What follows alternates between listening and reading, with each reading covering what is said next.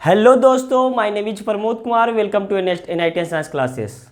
आज इस क्लास के माध्यम से इलेक्ट्रोनिगेटिविटी विद्युत ऋणता का सेकेंड क्लास है, सेकेंड लेक्चर। और इस लेक्चर के माध्यम से आपको मैं बताऊंगा कि फैक्टर्स बता चुका हूं और बताऊंगा कि इसका यूजेज क्या है, वैल्यूज ऑफ इलेक्ट्रोनिगेटिविटी क्या है और मेजरमेंट ऑफ इलेक्ट्रोनिगेटिविटी क्या है। तो इस लेक्चर के माध्यम से ये 3 टॉपिक मैं कंप्लीट करने वाला हूँ। आज इलेक्ट्रोनिगेटिविटी का लास्ट क्लास है और पीरियोडिक टेबल का भी लास्ट क्लास है। इसके बाद मैं लाऊंगा शॉर्ट ट्रिक, पीरियोडिक टेबल का शॉर्ट ट्रिक, किस प्रकार से पीरियोडिक टेबल को सभी टर्म, जितना भी टर्म है, किस प्रकार से सोल्व किया जाता है। तो कल मैं बताया था कि इलेक्ट्रोनिगेटिविटी होता क्या है। तो इलेक्ट्रोनिगेटिविटी के बारे में कल बताया था कि इलेक्ट्रोनिगेटिविटी का मतलब हुआ tendency to attract electron on shared pair, tendency to attract of an atom on shared pair of electron. मतलब टेंडेंसी होता है, मतलब किसी भी इलेक्ट्रॉन को खींचने का टेंडेंसी, खींचने का शक्ति, उसी को हम लोग क्या बोलते हैं, इलेक्ट्रोनिगेटिविटी के नाम से जाना जाता है। ठीक है, तो ये कल बताए थे कि किन किन बातों पर इलेक्ट्रोनिगेटिविटी डिपेंड करता है। तो पहला था साइज ऑफ एन आइटम। तो साइज ऑफ एन आइटम का मतलब हुआ कि जितना आइटम्स का साइज छोटा उतना ज़्यादा नाभिक नज़दीक, मतलब न्यूक्लियस जो होगा उतना ज़्यादा नज़दीक, और इलेक्ट्रॉन को खींचने का टेंडेंसी उसका क्या होगा, ज़्यादा होगा। तो कल बताए थे कि इलेक्ट्रोनिगेटिविटी जो होता है इन्वर्सली प्रोपोर्शनल होता है साइज ऑफ एन आइटम का। दूसरा बताए थे न्यूक्लियर चार्ज। न्यूक्लियर चार्ज का मतलब हुआ कि नंबर ऑफ प्रोटॉन की संख्या, प्रोटॉन की संख्या जितना ज़्यादा, मतलब उस प्रोटॉन की संख्या ज़्यादा मतलब साइज कम, और साइज कम मतलब इलेक्ट्रोनिगेटिविटी क्या होगा, अगर किसी भी आइटम्स का अगर साइज कम है तो उसका इलेक्ट्रोनिगेटिविटी क्या होगा, ज़्यादा होगा। तीसरा बताए थे कि चार्ज ऑन कैटायन। कैटायन का मतलब हुआ कि अगर किसी भी आइटम से इलेक्ट्रॉन निकल रहा है तो इलेक्ट्रॉन निकल रहा है, इसका मतलब हुआ कि उसका साइज जो हो रहा है क्या हो रहा है, छोटा हो रहा है, क्योंकि इलेक्ट्रॉन की संख्या कम रहा है, प्रोटॉन बढ़ रहा है। तो प्रोटॉन बढ़ रहा है तो जितना बचा हुआ इलेक्ट्रॉन है उसको अपनी तरफ क्या करेगा, अट्रैक्ट करेगा, और अट्रैक्ट करके उसका साइज क्या कर देगा, छोटा कर देगा। तो जितना साइज छोटा होगा उतना ज़्यादा इलेक्ट्रोनिगेटिविटी क्या होगा, ज़्यादा होगा। तो नंबर ऑफ कैटायन अगर बढ़ते जाएगा, प्लस चार्ज अगर बढ़ते जाएगा तो इलेक्ट्रोनिगेटिविटी भी क्या होगा, बढ़ेगा। उसके बाद बताए थे कि चार्ज ऑन एनायन। एनायन का मतलब हुआ कि किसी आइटम्स के अंतर्गत हम इलेक्ट्रॉन दे रहे हैं, तो इलेक्ट्रॉन दे रहे हैं मतलब उसका आइटम्स का साइज क्या हो रहा है, बढ़ रहा है, क्योंकि न्यूक्लियस के पास जो प्रोटॉन है वो प्रोटॉन और इलेक्ट्रॉन के बीच में जो अट्रैक्शन बल है वो कमज़ोर हो रहा है, वीक हो रहा है, तो उसका साइज क्या होगा, बढ़ेगा, और साइज बढ़ेगा तो इलेक्ट्रोनिगेटिविटी क्या होगा, कम होगा। उसके बाद बताए थे हाइब्रिडाइजेशन। तो हम बताए थे कि परसेंटेज ऑफ एस कैरेक्टर जितना ज़्यादा होगा उतना ज़्यादा इलेक्ट्रोनिगेटिविटी होगा। तो आज बात करते हैं वैल्यूज ऑफ इलेक्ट्रोनिगेटिविटी का। तो वैल्यूज ऑफ इलेक्ट्रोनिगेटिविटी जो होता है, values of electronegativity, values of electronegativity. तो वैल्यूज ऑफ इलेक्ट्रोनिगेटिविटी का 7-8 वैल्यूज है, उसको आप याद कर लें और इसी के अंतर्गत आपको यूज करना होता है। तो वैल्यूज ऑफ इलेक्ट्रोनिगेटिविटी में सबसे पहले ट्रिक है इसका याद करने का, फोन, क्लीवर, ISC और pH, ये याद करने का ट्रिक है। ठीक है, सबसे ज़्यादा पूरा पीरियोडिक टेबल के अंतर्गत सबसे ज़्यादा इलेक्ट्रोनिगेटिविटी होता है फ्लोरीन का, जिसका इलेक्ट्रोनिगेटिविटी का वैल्यू होता है 4। उसके बाद होता है ऑक्सीजन का 3.5। उसके बाद होता है नाइट्रोजन का जो होता है इलेक्ट्रोनिगेटिविटी 3। उसके बाद क्लोरीन का जो होता है क्लोरीन का इलेक्ट्रोनिगेटिविटी 3 होता है। ब्रोमीन का उसके बाद होता है 2.8। उसके बाद आयोडीन का 2.5। उसके बाद सल्फ़र का होता है, सल्फ़र का 2.5। उसके बाद कार्बन का होता है 2.5। और उसके बाद इलेक्ट्रोनिगेटिव के हिसाब से फास्फोरस का 2.1 और हाइड्रोजन का 2.1। तो ये इसका याद करने का तरीका है कि इस पूरा पीरियोडिक टेबल के अंतर्गत फर्स्ट नंबर पे जो इलेक्ट्रोनिगेटिविटी का वैल्यू होता है सबसे ज़्यादा फ्लोरीन का होता है। फ्लोरीन का इसलिए होता है कि पूरा का पूरा पीरियोडिक टेबल के अंतर्गत फ्लोरीन का साइज जो होता है सबसे छोटा होता है, और जितना छोटा साइज होगा उतना ज़्यादा इलेक्ट्रोनिगेटिविटी होता है। जबकि हम आपको बताए थे कि इलेक्ट्रॉन एफिनिटी जो होता है सबसे ज़्यादा पूरा पीरियोडिक टेबल के अंतर्गत क्लोरीन का होता है। ठीक है, इलेक्ट्रॉन एफिनिटी मतलब इलेक्ट्रॉन बंधुता। ठीक है, तो इसका बात करें तो फ्लोरीन का सबसे ज़्यादा इलेक्ट्रोनिगेटिविटी, उसके बाद ऑक्सीजन का, उसके बाद नाइट्रोजन का। नाइट्रोजन और क्लोरीन का एक ही होता है, नाइट्रोजन और क्लोरीन का सेम होता है। उसके बाद ब्रोमीन का, उसके बाद ब्रोमीन का बड़ा होता है। उसके बाद आयोडीन, सल्फ़र और कार्बन का एक ही होता है। उसके बाद फास्फोरस का, उसका फास्फोरस और हाइड्रोजन का एक ही होता है। तो ये है इलेक्ट्रोनिगेटिविटी का कर्म, जिसको याद करना है। और बाकी जितने भी करीब करीब जितने भी एलिमेंट्स है, ये एलिमेंट्स है नॉन मेटल्स, मतलब अधातु है। तो अधातु का इलेक्ट्रोनिगेटिविटी ज़्यादा होता है, लेकिन धातु का इलेक्ट्रोनिगेटिविटी जो होता है लगभग 1 होता है। अधातु का इलेक्ट्रोनिगेटिविटी ज़्यादा होने का मतलब ये हुआ, बताते हैं थोड़ा कि अधातु का इलेक्ट्रोनिगेटिविटी ज़्यादा क्यों होता है। क्योंकि अगर नॉन मेटल्स का बात करें तो सबसे पहले डिफरेंस समझते हैं कि मेटल्स और नॉन मेटल्स में डिफरेंस क्या है, अंतर क्या है। मेटल्स में जो होता है फ्री इलेक्ट्रॉन पाया जाता है, और फ्री इलेक्ट्रॉन की वजह से वो इलेक्ट्रॉन को कोई दूसरा इलेक्ट्रॉन को अट्रैक्ट नहीं करता है, वो इलेक्ट्रॉन रिलीज करता है, वो इलेक्ट्रॉन देता है। इसीलिए क्या नाम है, मेटल्स का इलेक्ट्रोनिगेटिविटी 1 के आसपास होता है, किसी का 0.99, किसी का 0.98, सबका इलेक्ट्रोनिगेटिविटी लगभग 1 के आसपास होता है। लेकिन नॉन मेटल्स का इलेक्ट्रोनिगेटिविटी होता है 2 या 2 से ज़्यादा। ये जितना भी इलेक्ट्रोनिगेटिविटी है लगभग नॉन मेटल्स का है। ठीक है, तो याद करने का ट्रिक है phone cleaver ISC-PH, phone cleaver ISC-PH। तो ये इलेक्ट्रोनिगेटिविटी का कर्म है। अब बात करते हैं हम लोग कि स्केल्स फॉर मेजरिंग इलेक्ट्रोनिगेटिविटी। क्या क्या स्केल्स है इलेक्ट्रोनिगेटिविटी का मेजर करने का। ठीक है,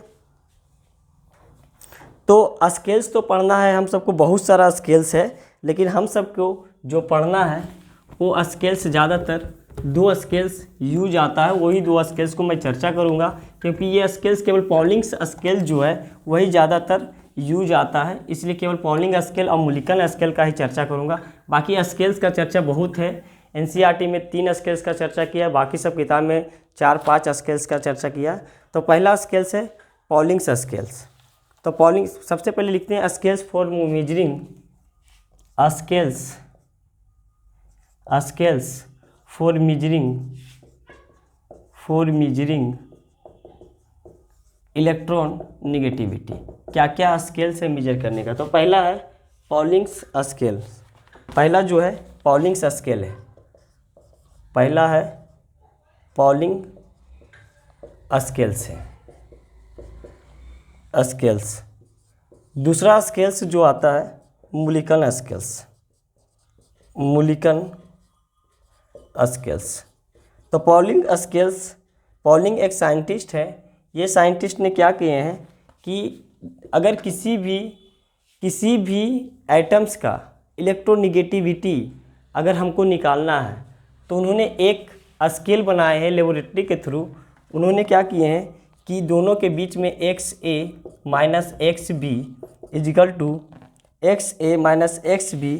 to 0.208 root under EAB minus root under EAA और गुने EBB। ठीक है, XA क्या है, XA जो है इलेक्ट्रोनिगेटिविटी ऑफ A, XB क्या है, इलेक्ट्रोनिगेटिविटी ऑफ B, EAA क्या है, EAA जो है बॉन्ड एनर्जी ऑफ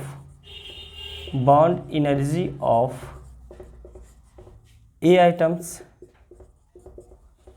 आइटम्स और EBB जो है bond energy of B items.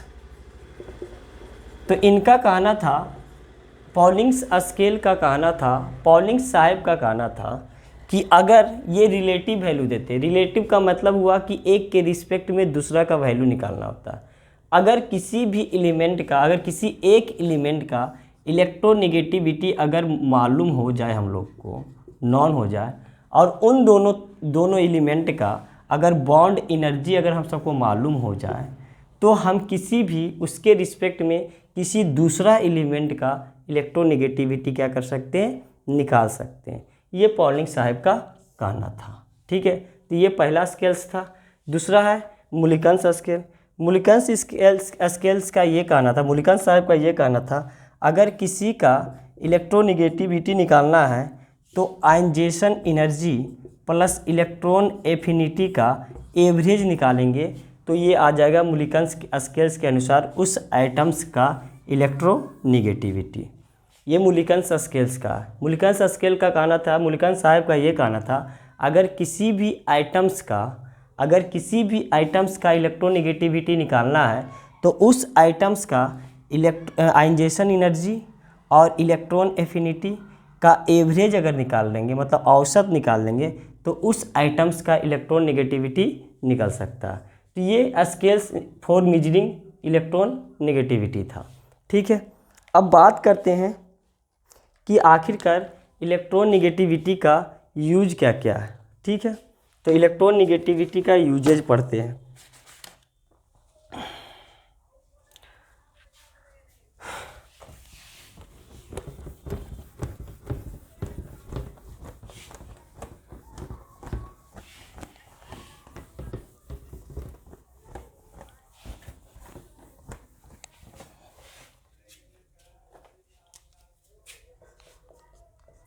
Application of electron negativity. तो क्या क्या एप्लीकेशन है इलेक्ट्रॉन नेगेटिविटी? फर्स्ट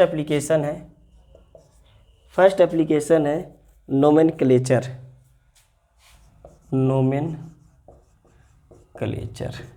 इसको हिंदी में बोला जाता है नामकरण। ठीक है, तो किसी भी एलिमेंट्स का अगर नोमेनक्लेचर हमको लिखना है तो इलेक्ट्रोनेगेटिविटी के अनुसार ही लिखना पड़ेगा। जैसे मान लिया जाए कि हम लोग लिखते हैं HCl। ठीक है, HCl का हमको क्या लिखना है, नाम लिखना है। तो HCl का जब नाम लिखना है तो सबसे पहले इसमें चेक करना पड़ता है कि किसका इलेक्ट्रोनेगेटिविटी ज़्यादा है। तो क्लोरीन का इलेक्ट्रोनेगेटिविटी 3 होता है, हाइड्रोजन का इलेक्ट्रोनेगेटिविटी 2.1 होता है। तो जिसका इलेक्ट्रोनेगेटिविटी ज़्यादा होगा उसका नाम बाद में लिखेंगे। तो इसका नाम जो होता है हाइड्रोजन क्लोराइड। जैसे बात कर ले हम लोग NaCl, है ना, NaCl। तो सोडियम जो होता है मेटल्स होता है, सोडियम मेटल्स होता है। तो मेटल्स का इलेक्ट्रोनेगेटिविटी कितना होता है, 1। क्लोरीन का इलेक्ट्रोनेगेटिविटी अभी याद करने का बताएं कितना होता है, 3। तो इस क्लोरीन का इलेक्ट्रोनेगेटिविटी ज़्यादा है तो इसका नाम बाद में आएगा। तो क्लोरीन का हो गया क्लोराइड, लास्ट में ID लगा देंगे, और सोडियम का सोडियम ही लिखेंगे, तो सोडियम क्लोराइड हो गया। जैसे बात करते हैं और बहुत सारा है HF। ठीक है, HF इसका नाम लिखते हैं। तो HF का मतलब हुआ फ्लोरीन का इलेक्ट्रोनेगेटिविटी अभी बताएं 4, हाइड्रोजन का इलेक्ट्रोनेगेटिविटी 2.1। किसका ज़्यादा है, फ्लोरीन का इलेक्ट्रोनेगेटिविटी ज़्यादा है, तो फ्लोरीन का नाम बाद में आएगा। तो फ्लोरीन का जो हो गया फ्लोराइड, और हाइड्रोजन का हाइड्रोजन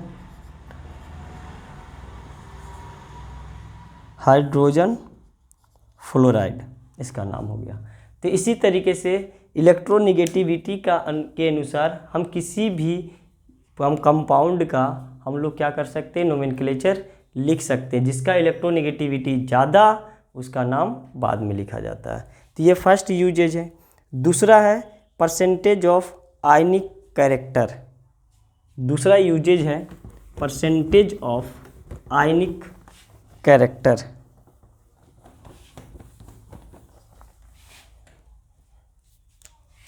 दूसरा यूजेज है परसेंटेज ऑफ आयोनिक कैरेक्टर। हम लोग किसी भी कोवैलेंट बॉन्ड का अगर आयनिक कैरेक्टर निकालना है, किसी भी कोवैलेंट बॉन्ड में कुछ न कुछ आयनिक कैरेक्टर रह जाता है, तो उसको निकालने का एक फॉर्मूला है। उस फॉर्मूला का नाम है percentage of ionic character is equal to, ये फॉर्मूला लेबोरेटरी के थ्रू, एक्सपेरिमेंट के थ्रू आया हुआ है, 16 into del x plus 16 into del x plus 3.5 into del x का स्क्वायर। तो किसी भी कंपाउंड का हम परसेंटेज ऑफ आयोनिक कैरेक्टर हम निकाल सकते हैं। जैसे एग्जांपल से समझते हैं, ठीक है। जैसे मान लिया जाए क्वेश्चन है, एग्जांपल फर्स्ट है। एग्जांपल फर्स्ट के अंतर्गत ये बोला गया है कि सोडियम क्लोराइड में कितना आयोनिक कैरेक्टर है, ठीक है, कितना आयनिक गुण है, तो ये निकालना है। तो आयनिक गुण के लिए हमको पता करना पड़ेगा। सबसे पहले सोडियम का जो इलेक्ट्रोनिगेटिविटी का वैल्यू होता है, सोडियम क्या होता है, मेटल्स होता है, तो करीब करीब मेटल्स का जो इलेक्ट्रोनिगेटिविटी होता है 1 के आसपास होता है। क्लोरीन का इलेक्ट्रोनिगेटिविटी अभी बताएं कितना होता है, 3, ठीक है। तो परसेंटेज ऑफ आयोनिक कैरेक्टर निकाल रहे हैं, तो 16, दोनों के बीच में डिफरेंस कितना है, वो डिफरेंस जो आ जाएगा वो डेल एक्स आ जाएगा। तो 3 - 1 इजकल टू कितना आ गया, 2। तो दोनों के बीच का डिफरेंस कितना है, 2 का है। तो 16 गुने 2 प्लस 3.5 गुने 2 का स्क्वायर। तो ये आ गया 16 इंटू 2 32 प्लस 2 दूनी 4 और ये हो गया 7 दूनी 14। तो मतलब 46% NaCl में परसेंटेज ऑफ आयनिक कैरेक्टर, मतलब आयनिक गुण 46% है, ठीक है। इसी तरीके से हम दूसरा क्वेश्चन बात करते हैं। क्वेश्चन है सेकेंड क्वेश्चन, अगर बात करते हैं, अगर मान लिया जाए कोई आपसे पूछ लिया कि HF में, हाइड्रोजन फ्लोराइड में कितना परसेंटेज ऑफ आयोनिक कैरेक्टर है, तो इसका निकालते हैं। तो फ्लोरीन का अभी बताए हैं कि फ्लोरीन पूरा पीरियोडिक टेबल के अंदर सबसे ज़्यादा इलेक्ट्रोनिगेटिविटी शो करता है, ठीक है। हाइड्रोजन का बताएं हैं कि हाइड्रोजन का कितना होता है, 2.1 होता है। तो दोनों का बीच का डिफरेंस अगर डेल एक्स का बात कर लें तो 4 - 2.1 मतलब 1.9 आ गया। तो परसेंटेज ऑफ आयनिक कैरेक्टर मतलब 16 गुने 1.9 प्लस 3.5 गुने 1.9 का स्क्वायर। इसको गुना जोड़ घटाव कर लीजिएगा, जितना भी आएगा वैल्यू वो परसेंटेज ऑफ आयोनिक कैरेक्टर का आएगा।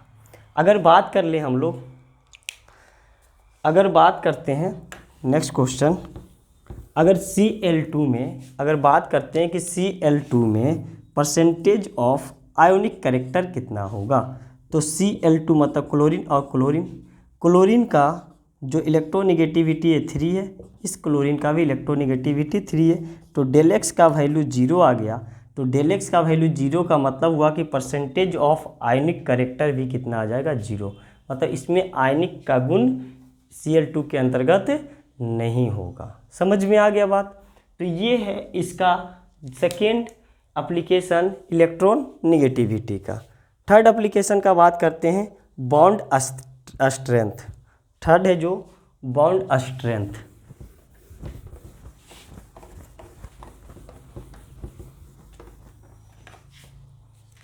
थर्ड बात करते हैं बॉन्ड स्ट्रेंथ। तो बॉन्ड स्ट्रेंथ का बात करते हैं, हम एग्जांपल से समझते हैं। HF, HCl, HBr और HI, ठीक है। तो बॉन्ड स्ट्रेंथ का बात करते हैं। तो बॉन्ड स्ट्रेंथ में सबसे पहले ये मालूम होना चाहिए, ठीक है। बॉन्ड स्ट्रेंथ में सबसे पहले ये मालूम होना चाहिए कि इसमें इलेक्ट्रोनिगेटिविटी का डिफरेंस क्या है। तो इसमें 4 हो गया, इसमें हाइड्रोजन का बात करें तो 2.1। क्लोरीन का जो होता है 3 होता है, हाइड्रोजन का होता है 2.1।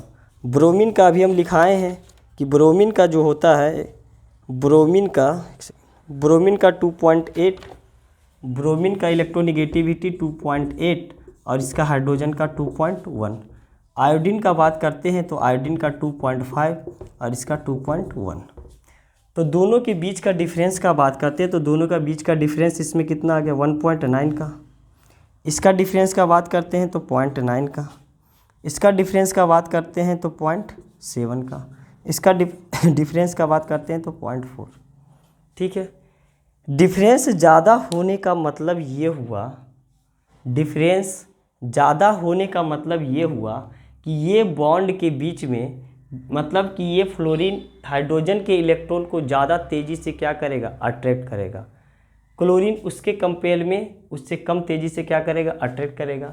ब्रोमीन उसके कम कंपेयर में इससे ज़्यादा अट्रैक्ट करेगा, इससे और कम अट्रैक्ट करेगा। तो कहने का मतलब हुआ कि इसका बॉन्ड जो है एक तरफ क्या हो रहा है, शिफ्ट हो रहा है। इसका बॉन्ड जो है एक तरफ शिफ्ट हो रहा है, इसका भी बॉन्ड एक तरफ तो शिफ्ट हो रहा है, लेकिन कुछ कुछ हाइड्रोजन भी इसको क्या कर रहा है, खींच रहा है। इसका ब्रोमीन एक तरफ शिफ्ट हो रहा है, लेकिन इसका कुछ कुछ हाइड्रोजन भी क्या हो रहा है, शिफ्ट हो रहा है। आयोडीन भी खींच रहा है, लेकिन इसमें क्या है, हाइड्रोजन भी खींच रहा है। तो कहने का मतलब ये हुआ कि इसमें बॉन्ड जो है एक तरफ शिफ्ट हो रहा है। तो एक तरफ शिफ्ट होने का मतलब ये हुआ, एक सेकेंड, एक तरफ शिफ्ट होने का मतलब ये हुआ कि उसका बॉन्ड स्ट्रेंथ क्या होगा, ज़्यादा होगा। तो कहने का मतलब जितना ज़्यादा इलेक्ट्रोनिगेटिविटी का डिफरेंस होता है उतना ज़्यादा बॉन्ड स्ट्रेंथ होता है। तो ये इसका थर्ड यूजेज है। फोर्थ यूजेज का बात करते हैं हम लोग। ठीक है, metallic and non metallic character. चौथा जो है metallic and non metallic character. चौथा यूजेज जो है, एप्लीकेशन जो है metallic and non metallic character. Metallic and non metallic character. तो metallic and non metallic character में ये बताना है कि जब किसी भी पीरियोडिक टेबल के अंतर्गत जब हम लेफ़्ट से राइट की तरफ जाते हैं, तो लेफ़्ट से राइट की तरफ जाने का मतलब ये हुआ कि उसका आकार, उसका साइज़ क्या हुआ, छोटा हुआ। और जितना छोटा साइज हुआ इसका मतलब ये हुआ कि वो इलेक्ट्रॉन को ज़्यादा क्या करेगा, अट्रैक्ट करेगा। मतलब आकार छोटा, मतलब न्यूक्लियस पास में आ जाएगा, उसको क्या करेगा, अपनी तरफ खींचेगा। ऐसे भी हम लोग जानते हैं कि पीरियोडिक टेबल के अंतर्गत जब हम लेफ़्ट से राइट की तरफ जाते हैं, मतलब बाएं से दाएं की तरफ जाते हैं, तो बाएं से दाएं जाने का मतलब ये हुआ कि मेटल से नॉन मेटल की तरफ जाते हैं। तो मेटल से नॉन मेटल की तरफ जाने का मतलब ये हुआ कि नॉन मेटालिक कैरेक्टर क्या हो रहा है, बढ़ रहा है। जब हम लेफ़्ट से राइट की तरफ जाएंगे, लेफ़्ट से राइट की तरफ चलेंगे, तो लेफ़्ट से जब राइट की तरफ चलें तो इसका मतलब ये हुआ कि नॉन मेटालिक कैरेक्टर क्या होगा, नॉन मेटालिक कैरेक्टर क्या होगा, बढ़ेगा। और नॉन मेटालिक कैरेक्टर जितना ज़्यादा बढ़ेगा, इलेक्ट्रॉन अट्रैक्ट करने का टेंडेंसी क्या होगा, उतना ही ज़्यादा बढ़ेगा। और इलेक्ट्रॉन अट्रैक्ट करने का टेंडेंसी अगर बढ़ रहा है तो इलेक्ट्रॉन निगेटिविटी भी क्या होगा, इलेक्ट्रॉन निगेटिविटी भी क्या होगा, बढ़ेगा। ठीक है, तो ये है इसका metallic and non metallic character. ठीक है, समझ में आ गया बात। अब नेक्स्ट पॉइंट हम चर्चा करते हैं एसिड और बेस, कि किस प्रकार हमको करना है कि कौन सा एसिड होगा और कौन सा बेस होगा। ठीक है, एसिड और बेस। पांचवा है application acid and base character. तो एसिड एंड बेस कैरेक्टर का मतलब हुआ, एग्जाम्पल से समझते हैं। जैसे मान लिया जाए H2O अगर टूटेगा, तो H2O अगर वाटर टूटता है तो क्या बनाता है, H+ और OH माइनस बनाता है। तो H प्लस आयन की संख्या अगर बढ़ेगा तो वो एसिडिक कहलाता है, और OH माइनस की संख्या अगर बढ़ेगा तो वो बेस कहलाता है। एसिडिक और बेसिक, चाहे बेस बोल सकते हैं। तो इसको समझते हैं कोई एग्जाम्पल के थ्रू। जैसे मान लिया जाए क्वेश्चन है कि अगर सोडियम हाइड्रोक्साइड देते हैं NaOH, तो ये सबको रटा रटाया चीज़ है कि NaOH अगर टूटेगा तो Na प्लस में और OH माइनस में टूटेगा। ये सबका रटा रटाया चीज़ है। लेकिन बात अब ये आता है कि NaOH जब टूटा तो Na प्लस और OH माइनस में टूटा। ये ऐसा क्यों टूटा? ये भी तो टूट सकता था ना। NaOH इस प्रकार से भी टूट सकता था, NaO माइनस और H प्लस ये भी टूट सकता था। लेकिन ऐसा क्यों नहीं टूटा? ऐसा ये क्यों नहीं टूटा, इसके पीछे रीज़न बताते हैं। तो यही होता है एसिड एंड बेस कैरेक्टर, इसको हम समझते हैं। ठीक है, तो इस प्रकार से क्यों नहीं टूटा उस चीज़ को समझते हैं। जैसे मान लिया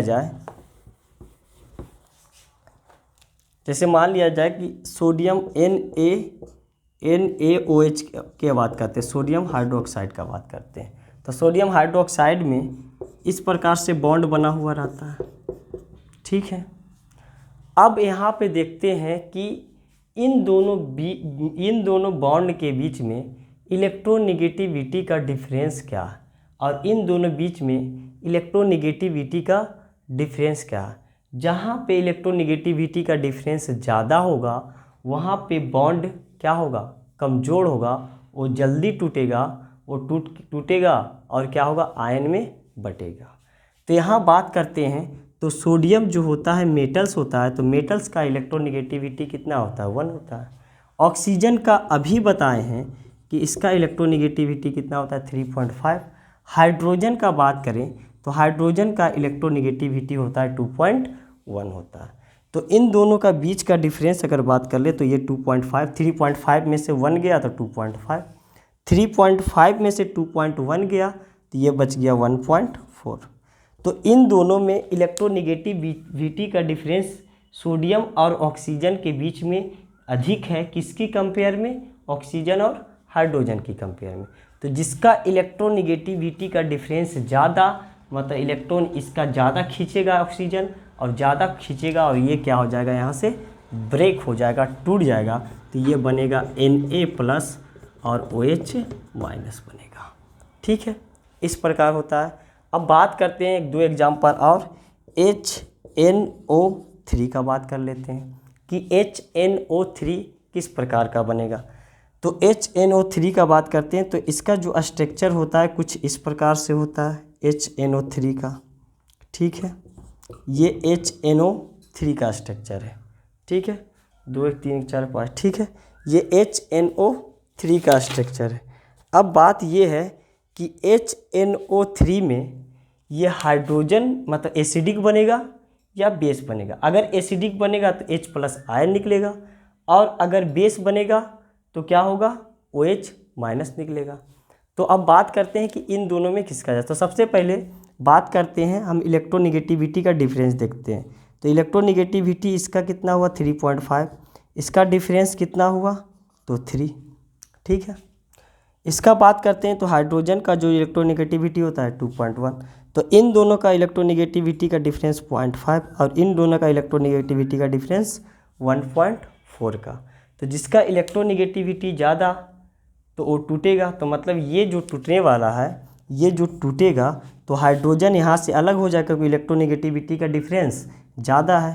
तो ये टूटेगा माइनस, ये इस प्रकार से टूटेगा, नाइट्रोजन ऑक्सीजन माइनस, ये दोनों ऑक्सीजन और ये ऑक्सीजन, और ये टूट गया H प्लस।